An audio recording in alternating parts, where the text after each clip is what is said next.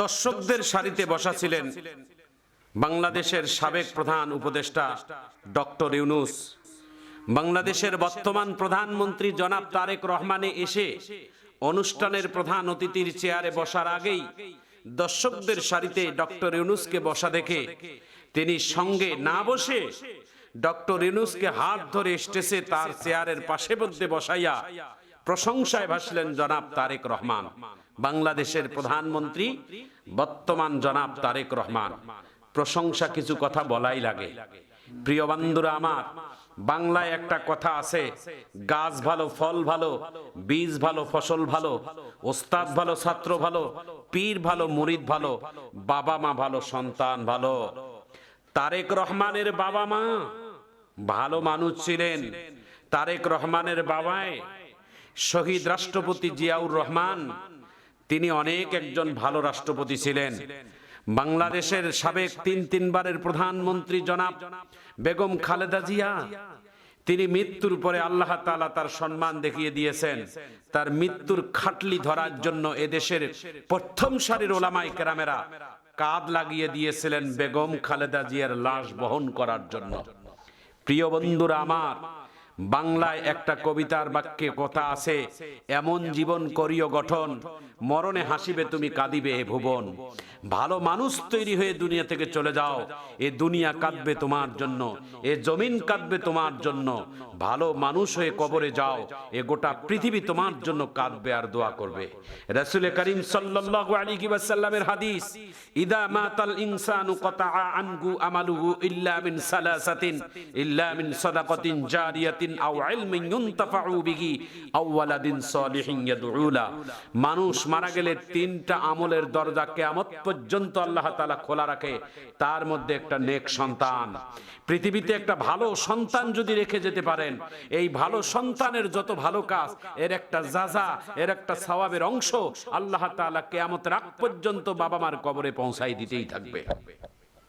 প্রিয় বন্ধুরা আমার, বিভিন্ন গাড়ি ঘোড়ায় চলতেই একটা লেখা থাকে, ব্যবহারে মানুষের বংশের পরিচয়, ব্যবহারে মানুষের বংশের পরিচয়।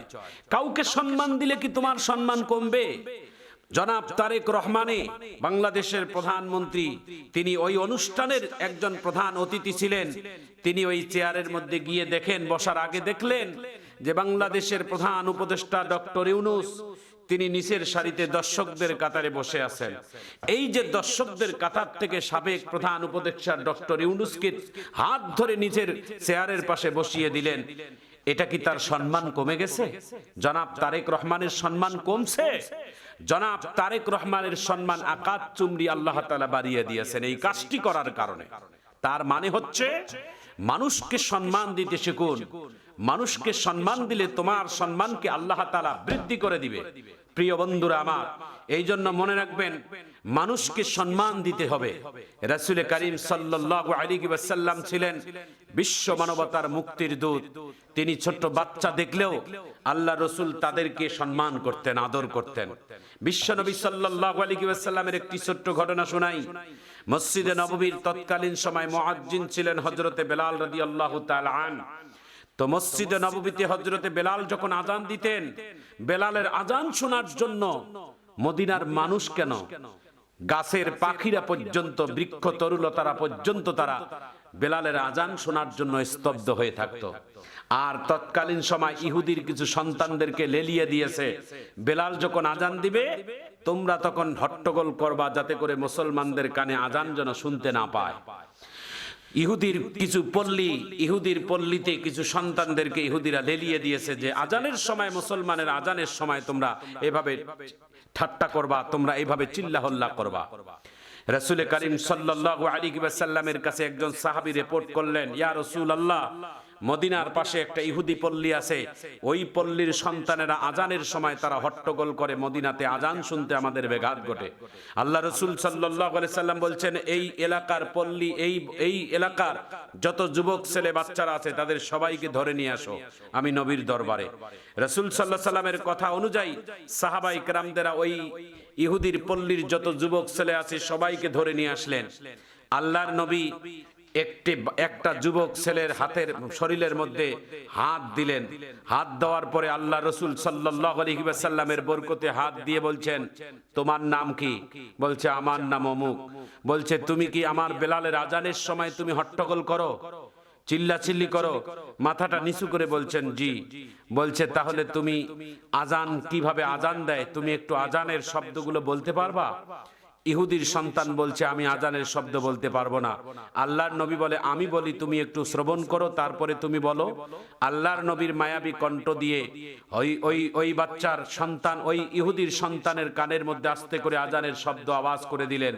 সেকেন্ডের ভিতরে আল্লাহ তাআলা ওই সন্তানের পরিবর্তন আল্লাহ ঘটিয়ে দিলেন। সঙ্গে সঙ্গে ইহুদির সন্তান ডাক দিয়ে বলে, ইয়া রাসূলুল্লাহ, ইয়া হাবিবাল্লাহ, একটু আমাকে ধরেন, আমি পূর্ণভাবে আজানটা দেই। আল্লাহর নবীর সামনে যখন সুন্দর করে ছেলেটি আজান দিলেন, বিশ্ব নবী অবাক হয়ে গেলেন, এত সুন্দর কণ্ঠ তোমার, তুমি কি মুসলমান হবে? ছেলেটি বলছেন, আমাকে এক্ষুনি কালেমা পড়ে মুসলমান বানিয়ে দেন। আশহাদু আল্লা ইলাহা ইল্লাল্লাহ ওয়া আশহাদু আন্না মুহাম্মাদান আবদুহু ওয়া রাসূলুহু সাল্লাল্লাহু আলাইহি ওয়াসাল্লাম আল্লাহর নবীর কাছে যখন কালেমা পড়লেন, বিশ্ব নবী বলছেন, এই মাহজুর, ছেলেটার নাম ছিলেন মাহজুর, অর্থাৎ ছেলেটার মাথার মধ্যে হাত দিয়ে বলছেন, তুমি যেহেতু মুসলমান হয়ে গেলা, তুমি যেহেতু তোমার কণ্ঠ সুন্দর, মদিনার মধ্যে মুয়াজ্জিন আর মক্কার মুয়াজ্জিন, পৃথিবীর সবথেকে দামি জায়গার নাম হচ্ছেন মদিনা, পৃথিবীর সবথেকে দামি জায়গার নাম হচ্ছেন মক্কা। ইন্না আউওয়ালা বাইতিন উদিআ লিন-নাস লাল্লাযী বিবাক্কা মুবারাকা ওয়া হুদাল লিল আলামিন। এই বরকতময় ঘরের মুয়াজ্জিন যারা হবে, নিঃসন্দেহে পৃথিবীর জমিনে আল্লাহ তাআলার কাছে সবথেকে দামি। আর হাদিসে কুরসির ভিতরে পাওয়া যায়, কিয়ামতের ময়দানে সমস্ত মানুষের উপরে এক শ্রেণীর মানুষের মাথা সবথেকে বেশি উপরে থাকবে। তারা কারা?